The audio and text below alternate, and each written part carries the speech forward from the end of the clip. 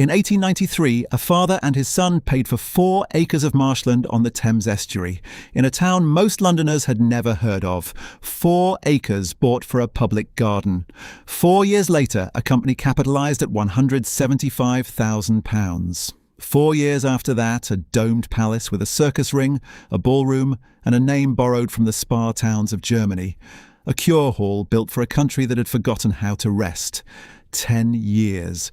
That was the distance between the first acre bought and the year the whole enterprise came apart. Today, the site sits behind plywood hoardings on Southend seafront. The dome that once appeared on a national postage stamp shelters a convenience store and nothing else. This is the story of the fastest rise and the fastest ruin in the history of the British seaside, and of what it actually took to bring it down. Chapter 1. The Empty Ground, by the Estuary. In 1893, Southend-on-Sea was barely a town at all, an unremarkable smear of shingle and lodging houses strung along the mouth of the Thames, the kind of place Londoners passed through on the way to somewhere with a reputation. It had no casino, no winter garden, no name that travelled beyond Essex. What it had was flat, cheap, undeveloped land beside the water, and a father and son willing to buy it. Alfred Tolhurst and his son, Bernard Wiltshire Tolhurst, purchased 4 acres of marsh fronting the estuary, land nobody else had wanted enough to build on. It was not a calculation so much as a wager on emptiness itself. A year later, in 1894, the Tolhurst opened that ground as the Marine Park and Gardens, not a fairground, not yet a spectacle, an actual public garden with paths and flower beds and the modest ambitions of a seaside promenade. Blackpool already had its tower rising over the Fylde coast. Scarborough had its spa. Margate had a century's head start on the whole business of selling the sea to Londoners on a day's wage. Southend had none of that history, and against resorts with names and reputations, a garden of 4 acres was a small thing to put on the table. What Southend did have was distance solved by rail and geography solved by accident. The town's pier reached out over the estuary mud further than any pleasure pier built anywhere in the world, iron legs carrying trippers past the low tide line to water deep enough for a steamer.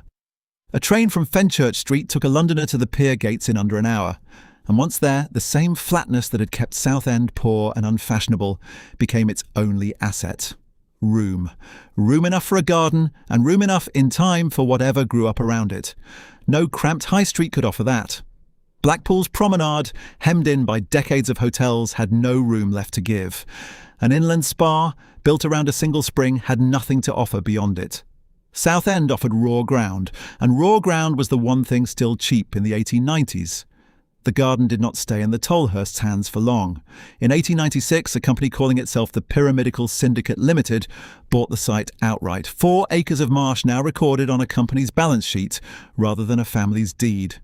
The name meant nothing and promised everything, the kind of label attached to a venture by men who had not yet decided what it would become. It took 1 more year for that decision to arrive. In 1897, the site was reincorporated again, this time as Margate and Southend Kursaals Limited, and this time with capital behind it. £175,000 raised to build something that had no precedent on the Thames Estuary, and very little precedent in Britain at all. The name told you where the ambition had travelled from. A Kursaal was a cure hall, a German invention, the architectural centrepiece of spa towns like Baden-Baden and Wiesbaden, where the wealthy went to take mineral waters and pretend the taking was medicine. Britain had no tradition of cure halls. It had music halls, pleasure gardens, seaside piers built for strolling. Nothing built on the premise that leisure itself needed a palace, and that a nation working longer hours than any before it might pay to enter one. That was the promise sitting inside the name before a single wall of it existed. The money was there. The land was there, cleared and waiting behind the pier. What Margate and Southend Kursaals Limited did next, starting the year the calendar turned to a new century, would decide whether a marsh bought for a garden could carry the weight of a word borrowed from Germany. Chapter 2. The Palace That Arrived. In a hurry. The men who turned a promise into a building were not visionaries. They were tradesmen of a very specific kind, the sort who had built cure halls and winter gardens and exhibition palaces before, and who understood that a dome sells a feeling before anyone has climbed a single step toward it. George Campbell Sherrin, the architect of record, had spent his career on churches and public halls around London before Southend called, a man more comfortable with spires than with switchbacks. John Clark worked alongside him, the engineer who turned Sherrin's elevations into load calculations, into girders, into a structure that would actually stand on marsh ground 4 acres wide. Between them, they had 18 months, a syndicate's patience, and a name, Kursaal, that had to be answered in brick, glass, and iron before the money ran out. It was answered in July 1901. The Kursaal Palace rose at the centre of the grounds with its great copper dome catching the estuary light, a silhouette unlike anything else on that stretch of Essex coast. Not a pavilion, an actual palace, built to be seen from the pier and from the trains coming down from Fenchurch Street. That dome would outlive nearly everything built alongside it, and outlive it long enough to end up on a Royal Mail postage stamp in 2011. But that is decades away. In July 1901, it was simply new, and it drew a crowd that had never seen a domed cure hall in England, because no domed cure hall in England had existed until that month. Inside, the palace did not choose a single purpose and hold to it. There was a circus ring, sawdust and all, built for touring acts rather than permanent menageries. There was a ballroom, sprung floor, orchestra gallery built for the couples who came down from London on a Saturday excursion fair. There was an arcade lined with stalls, a dining hall that could seat hundreds at once, and a billiard room tucked toward the back for the men who wanted the games without the dancing. 5 functions under one dome, none of them subordinate to the others. A cure hall that had decided in practice to cure boredom rather than gout. Outside, the grounds had not yet decided what they were for. Southend United played football matches on turf inside the Kursaal enclosure in these early years, a professional side running out onto a pitch that sat, however briefly, inside what would become a fairground. Greyhounds raced there too. It is an odd image to hold. Men in shin pads and a whippet-thin dog mid-stride, both occupying ground that within a few years would carry rails, girders, and the screaming arc of a mechanical railway. But that was the order of things before the rides arrived in force. The palace came first, the machinery came after, and then it came. The switchback railway opened, a gentle undulating track by later standards, but the first ride of its kind on the site, and the Heart Scenic Railway followed it, faster, taller, built to be talked about on the train home. A wall of death arrived on the grounds not long after. A motorcyclist riding the vertical wall of a wooden drum at speed, defying the physics of it in front of a paying crowd. The first exhibition of its kind staged anywhere in Britain. Southend had it before London did. None of this was accidental scale. The syndicate behind the palace had one further ambition sitting under all of it, spoken plainly in board minutes and less plainly in the size of everything they kept adding. To build on this reclaimed marsh behind the pier, the largest fairground in the south of England, an answer, direct and unapologetic, to Blackpool. Whether a resort on the Thames Estuary could outbuild a resort on the Irish Sea was not yet settled in 1901, but the dome was up, the rails were down, and the wall of death was spinning. Chapter 3. The Fire, the Ledger, and the American. By the turn of the decade, the ambitions stated at the palace's opening had become an accounting fact, not a hope. The Kursaal was, by any honest count, the largest fairground in the south of England, and its builders had closed that distance on purpose, watching Blackpool the entire time. The dome still anchored the skyline. Around it, the grounds had filled in. Switchbacks, scenic railways, a wall of death that never wanted for a queue, dining halls and billiard rooms, and an arcade that ran lights past dark. Not a modest seaside diversion, not a pier with a few sideshows attached, an actual rival resort built to argue with a town 300 miles north. Where football and greyhounds had once shared the outdoor acreage on sufferance, there was now barely room for either, the crowds having grown past what a shared field could hold. The syndicate's answer to Blackpool had been built, and it worked for as long as timber and canvas were allowed to stand undisturbed. The trouble was, a park built largely of that timber, that canvas, and paint besides, keeps one landlord it never lists on any deed. Fire. On a night in June 1911, that landlord collected. 2 rides went first and went completely.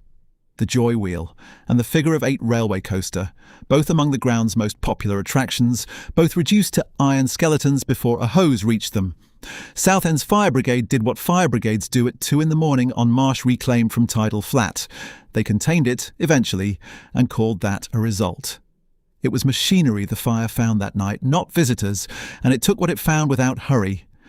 By daylight, two of the Kursaal's principal draws were ash and standing metal, and the ledgers of Margate and Southend Kursaals Limited were about to follow them into ruin. Within months, the company went into liquidation. This was the same company that had raised £175,000 to hire an architect and an engineer, raise a dome and open the doors of the palace in July of 1901. 10 years almost to the month from that opening to this ending. No one announced the arithmetic at the time. Companies fail for reasons that rarely respect anniversaries and speeds, but it sits in the record regardless. A decade bought, a decade spent, a decade gone.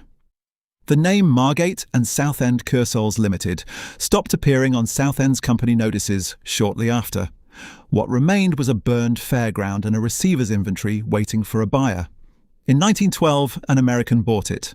Clifton J. Morehouse, an industrialist whose fortune had been made elsewhere before he ever saw the Thames Estuary, arrived to purchase a ruined British company outright and rebuild it under his own management. He kept the shape of the place and changed its uses. The old circus ring, empty since the fire, became a ballroom on one side and an ice rink on the other. Two different ways of asking a paying visitor to move in circles. Southend had lost a syndicate. It had gained an owner who intended to add to the grounds, not merely repair them. In June 1916, Morehouse opened a zoo, 100 animals housed on reclaimed marsh 2 years into a war that was, that same month, grinding through the opening weeks of the Somme on the other side of the Channel. Southend's day trippers could walk from the ballroom to the ice rink to a menagerie without once being asked to think about France, and the arrangement of a fairground continuing its business through the war's third year was not something anyone at the time thought needed explaining. The zoo drew crowds anyway, the ballroom had a floor, the ice rink had a surface.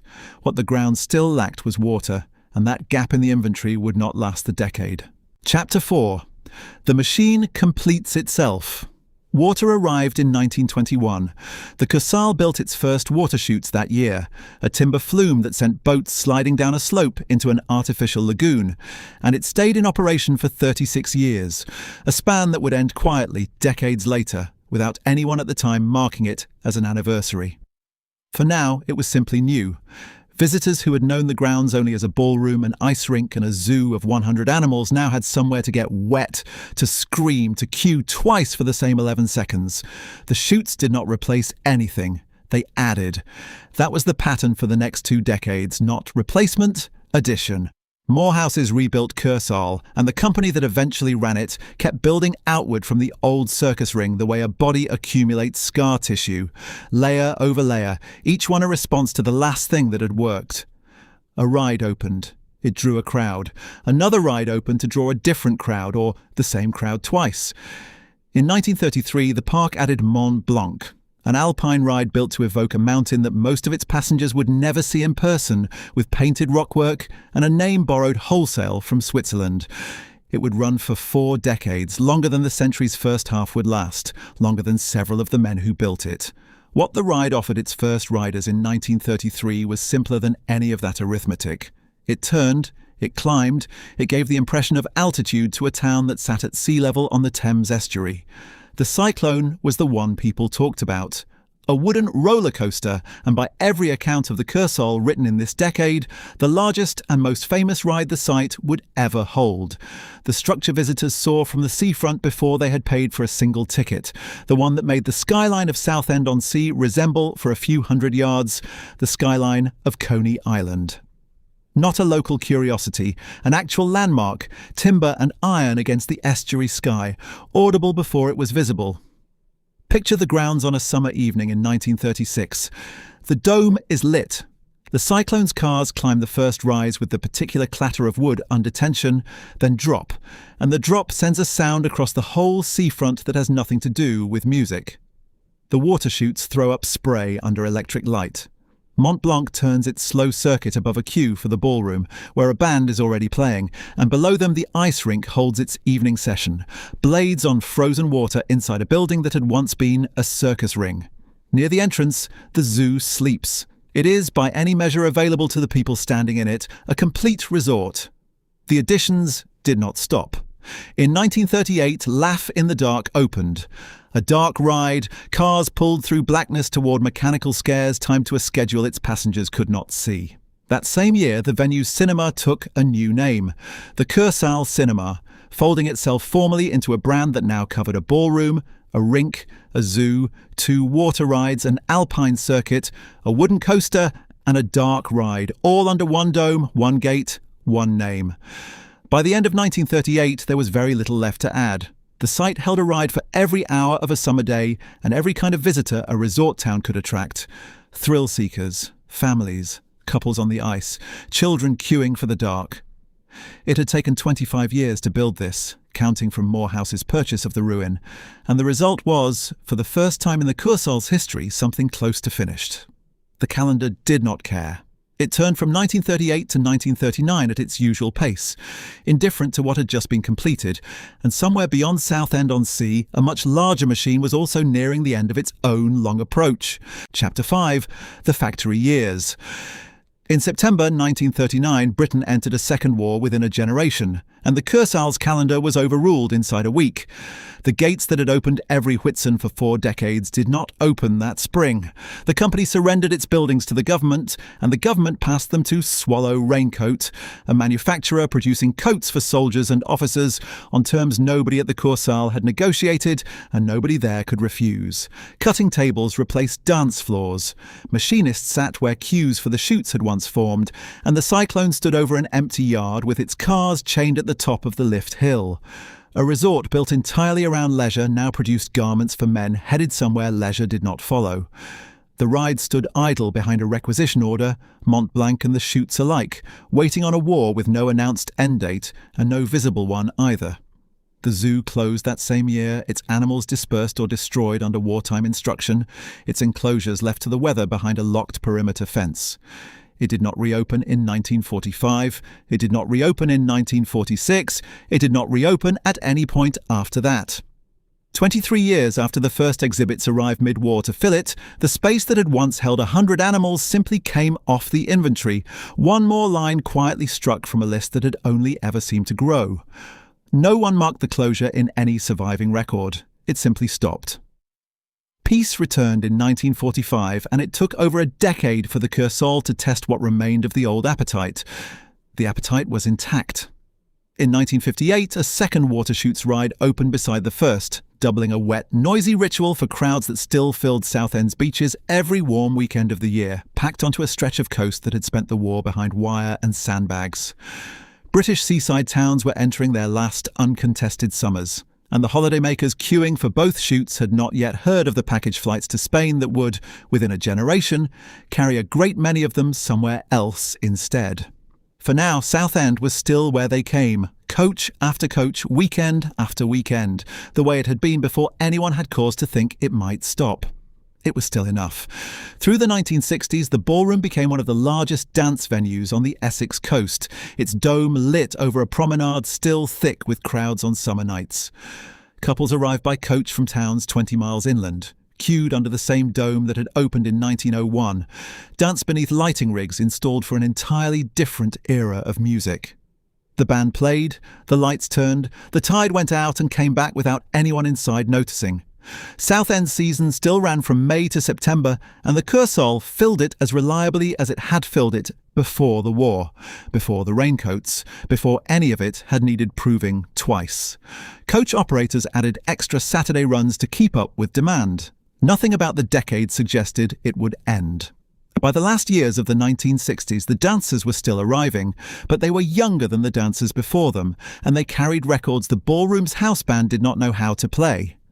The room that had filled with waltzes and quick steps for a decade was 2 or 3 seasons from filling with something considerably louder, played by men not yet booked, on instruments not yet plugged in. No contracts were drawn up yet, no amplifiers ordered, only a stage built for an orchestra, lit for a slower kind of night. The 1960s were ending. Southend didn't know it yet, but the room that had spent a decade filling with dancers was about to fill with something louder than anything it had held before. Chapter 6. 4 acres, 4 lives. The something arrived on a Friday night, and it came in with amplifiers instead of a brass section. Southend had built its ballroom for palm court orchestras, then for foxtrots, then for the coach parties who had packed it through the 1960s. Now a different sound moved through the same room, thick with cigarette smoke and feedback, and it did not ask which decade it belonged to. The stage beneath it was still the one raised for Edwardian string quartets in 1901, gilt-edged, built for the hush between movements, never rebuilt, never resized. Nobody had thought to rebuild it. The volume simply arrived and the plaster carried it anyway, the way it had carried every other tenant the room had been handed since the palace first opened. It came without an announcement, without a headline, without a warning. It came with a sound check. Into that room, on that same stage, came acts that would have meant nothing to the men who built it and everything to the generation now filling the seats in front of it. Black Sabbath, Deep Purple, Thin Lizzy, Queen and AC/DC. Each stood where a conductor had once raised a baton for waltzes, and none of them lowered the volume out of respect for the room's age. Cables ran where music stands had once been set. Amplifier stacks rose against panelling designed to flatter a string section, not absorb a wall of Marshall valves, and the gilding above the old orchestra pit caught the stage lights instead of chandelier light. The stage did not care whose name was on the bill. It had carried a circus ring, then an ice show, then a decade of quick steps. A run of rock bands was simply the next tenant, and the least surprising one yet. The Edwardian carpenters who had measured that platform for chamber strings had built for a hush between movements, not for a wall of amplifiers. They had only been asked to build a floor strong enough to hold whatever came next, and it held, night after night, under weight none of them had priced for. 4 acres of Essex Marsh had bought the whole enterprise in 1893, and by the early 1970s, those same 4 acres were doing something no ledger of the Tolhurst brothers had ever accounted for. The fairground still turned, the cyclone still climbing its highest run of the afternoon, while children queued below it for rides their grandparents had queued for. The ice rink still opened its doors every evening to skaters who had never heard a Sabbath riff in their lives and would not have cared to. The ballroom, one stage, one dance floor, was now booking rock acts that could fill halls twice its size, on nights the same room had once reserved for the Mecca crowds and their quick-steps. The cinema next door still sold its nightly tickets under the name it had carried since 1938, its queue forming within sight of the fairground gates and close enough to hear the bass through the wall. 4 acres, one deed, 4 separate identities running at once. A fairground, an ice rink, a rock venue, a cinema, each drawing its own queue across the same stretch of reclaimed mud, each indifferent to the other 3, each certain it was the reason the gates stayed open. No version of the Kursaal before or after would carry so many lives at the same time. It could not have looked from inside any of those 4 rooms like anything other than success. The queues for the fairground stretched past the ice rink's doors on the busiest Saturdays. The rock crowds arrived by coach from towns that had rarely sent a coach to Southend before, and left the ballroom's carpets stickier than the Mecca dancers ever had. Bookings for the following year were already being penciled in before this one had finished, tour dates stacking against skating sessions against matinee screenings. No one working the site in 1972 was tallying how many identities 4 acres could go on affording. The bookings did the counting for them. 4 identities on 4 acres was, as it turned out, as far as the site would ever be asked to go. Chapter 7. 40 years exactly. The Alpine Railway needed new paint that spring. That was the extent of the maintenance record filed for 1973. Southend's front had weathered worse winters. The dodgems still ran. The rock loaded onto trays each morning was the same rock it had always been, sold at the same stalls, by the same families, to children who did not know what a package holiday was.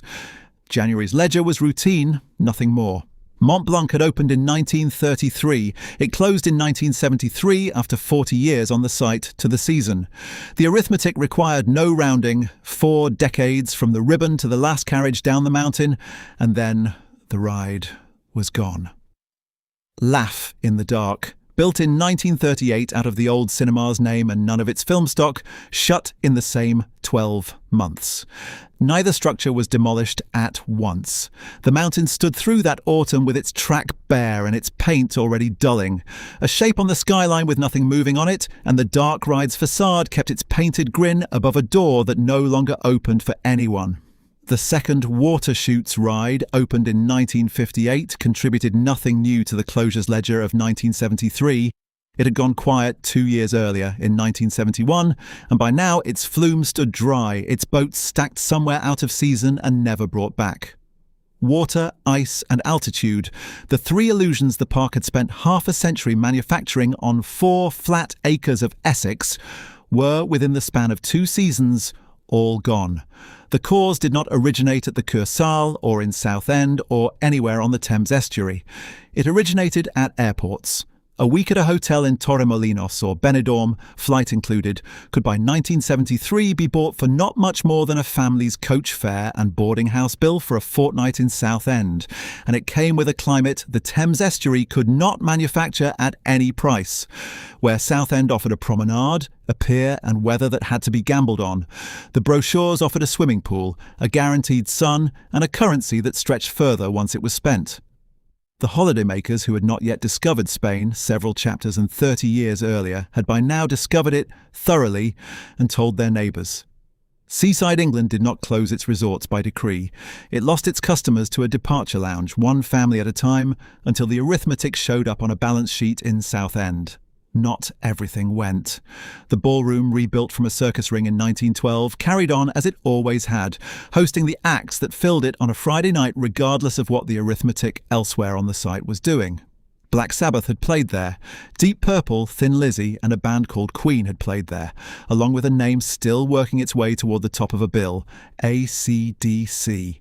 The music did not know about Mont Blanc, and the crowd filing in past the darkened chutes did not seem to mind that the mountain behind them no longer moved. Visitors that year walked a shorter route than they once had, past a dry flume and a locked-up dark ride toward the one building on the site still promising something at full volume. A fairground with 3 fewer rides is not a closed fairground. It is a fairground with holes in it, and holes can be walked around for a while. The ballroom would keep doing that for 4 more years. The site had already shown twice now what 40 years and 10 years and 2 years amount to in the end, and the ballroom's clock, unlike Mont Blanc's, had not yet been set to anything final. It simply kept running, band after band, Friday after Friday. Chapter 8, The Site Goes Dark. By the end of 1977, the ballroom was silent. 4 years earlier, it had held Black Sabbath and Deep Purple, Thin Lizzy and Queen. AC/DC's amplifiers rattling window frames that had first admitted seaside orchestras in 1912. The venue that had outlasted the Water Chutes, the zoo and the fairground rides shuttered in the 1973 wave had simply outlasted them by a few years, not indefinitely. The same package holiday pressure that emptied the outdoor rides eventually emptied the one indoor attraction still selling tickets. A full room, in the space of one closing notice, became an empty one.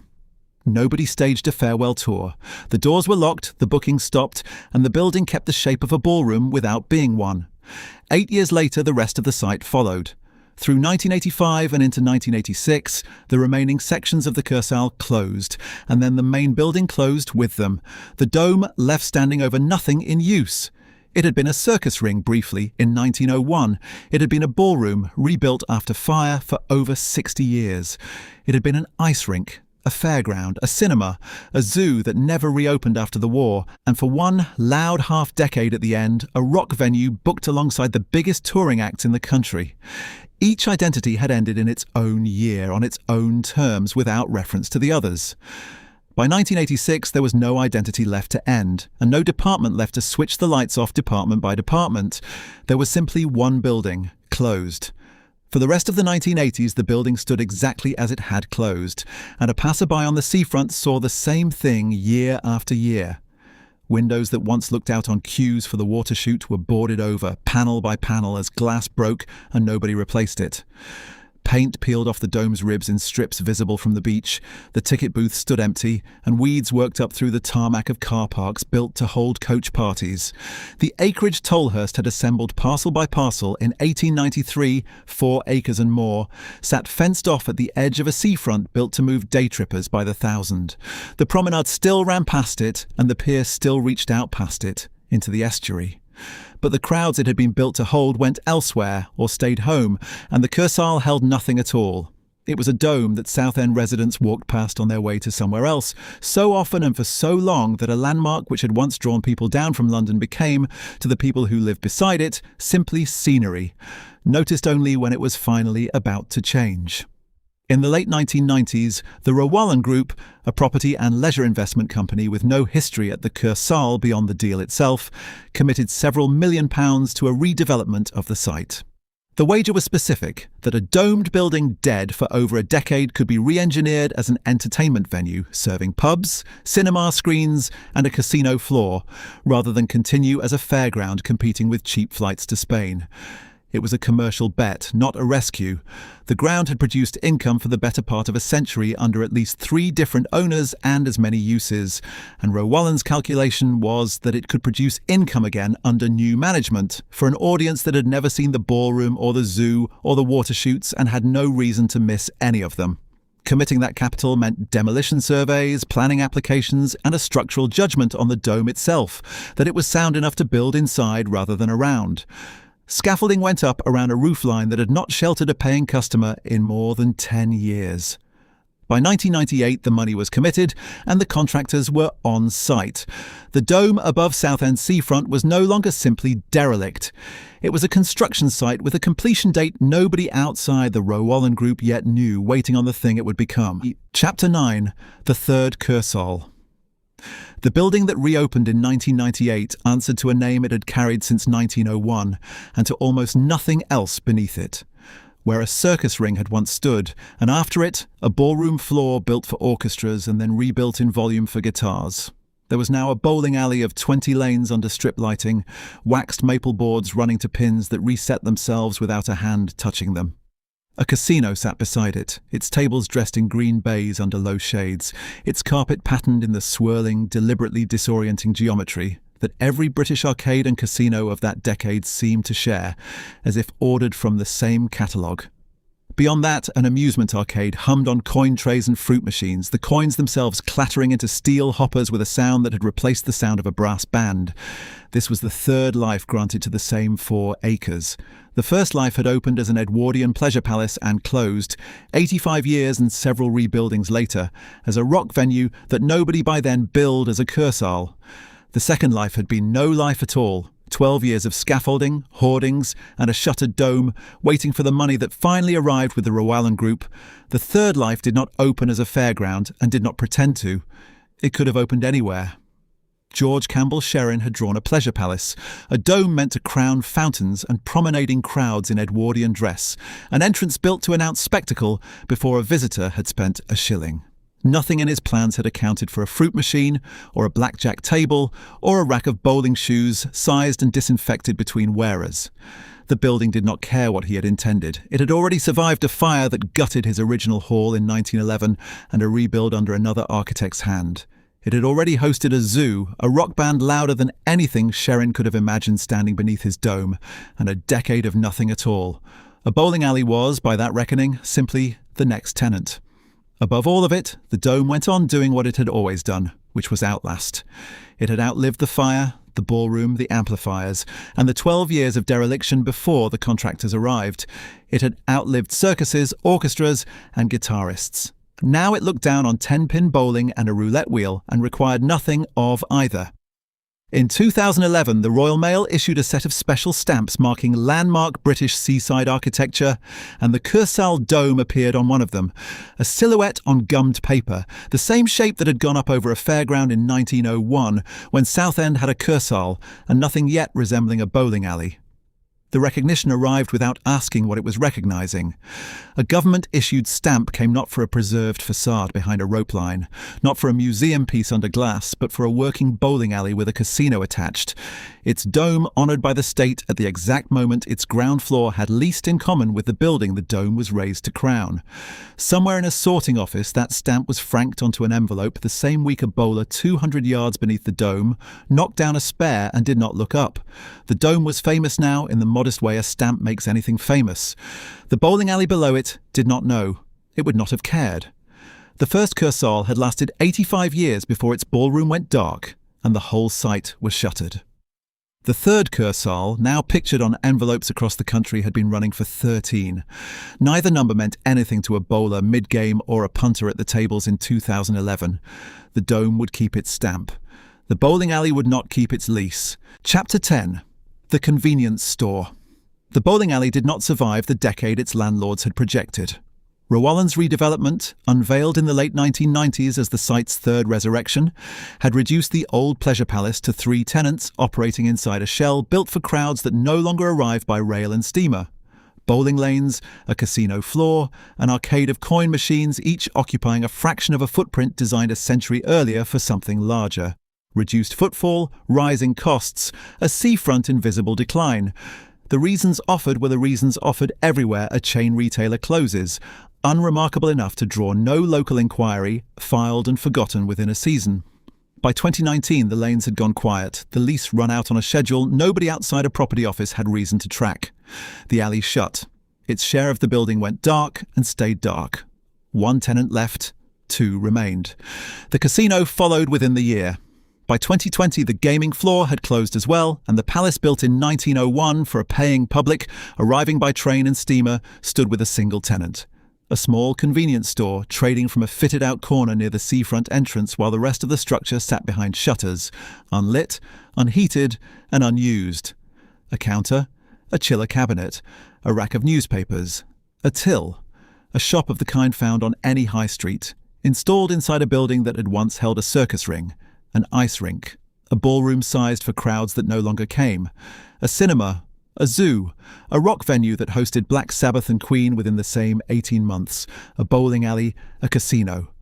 Above the shop's suspended ceiling tiles, the original height of the room continued upward into space nobody had switched a light on for years.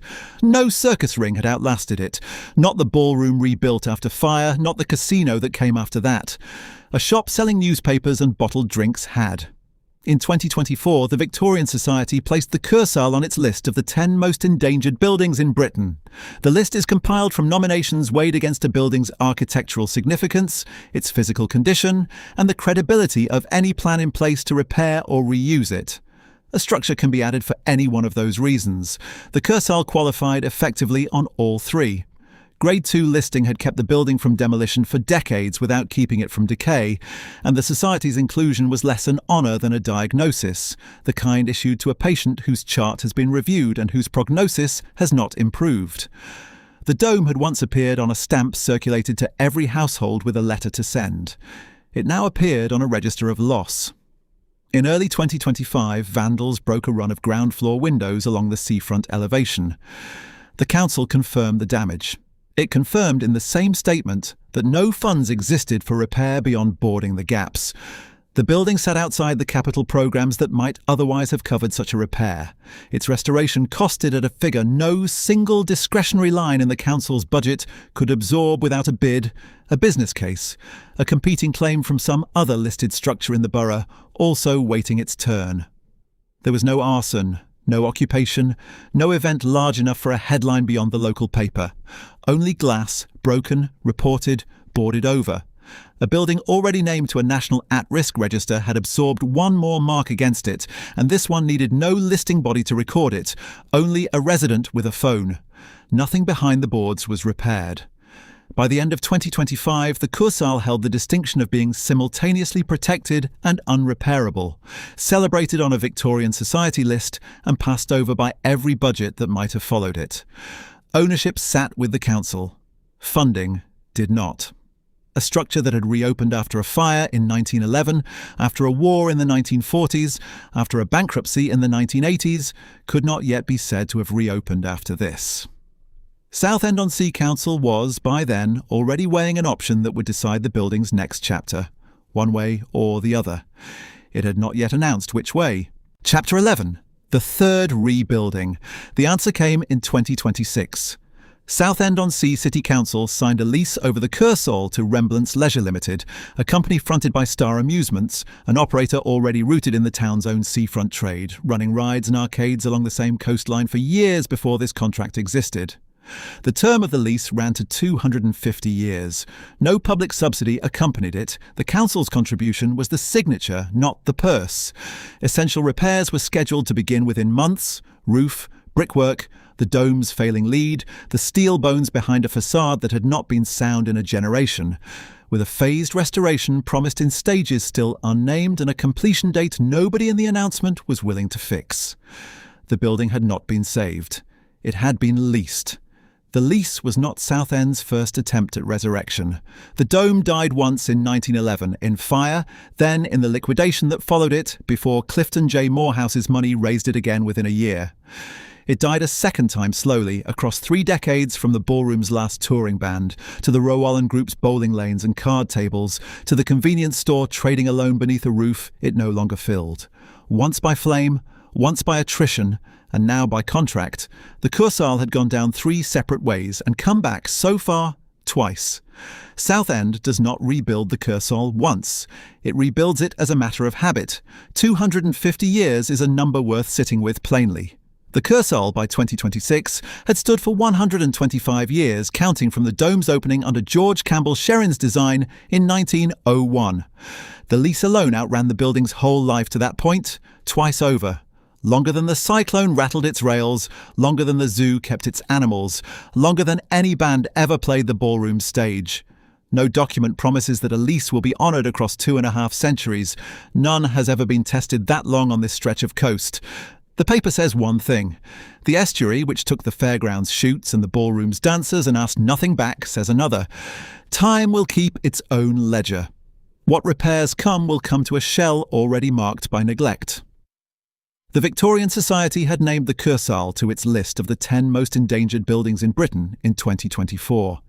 In 2025, with no council money set aside to guard it, vandals had broken windows that stayed broken through the winter.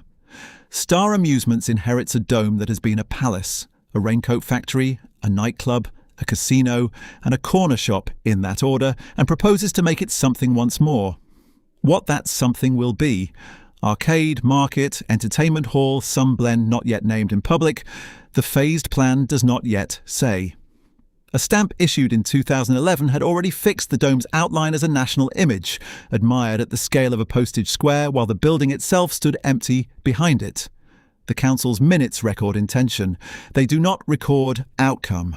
The dome stands now over the same 4 acres Alfred and Bernard Wiltshire Tolhurst bought from the marsh in 1893.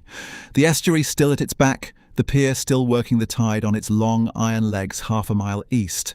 Scaffolding climbs one flank of the copper-green roof, and a single work lamp burns pale against a grey Southend afternoon, the only light on that stretch of front. It was raised as a cure hall on marshland nobody had wanted, promising rest to a country that had none. It now holds scaffold poles, a padlocked door, and the sound of gulls over water that has outlasted every business plan ever written for its shore. The water is still there.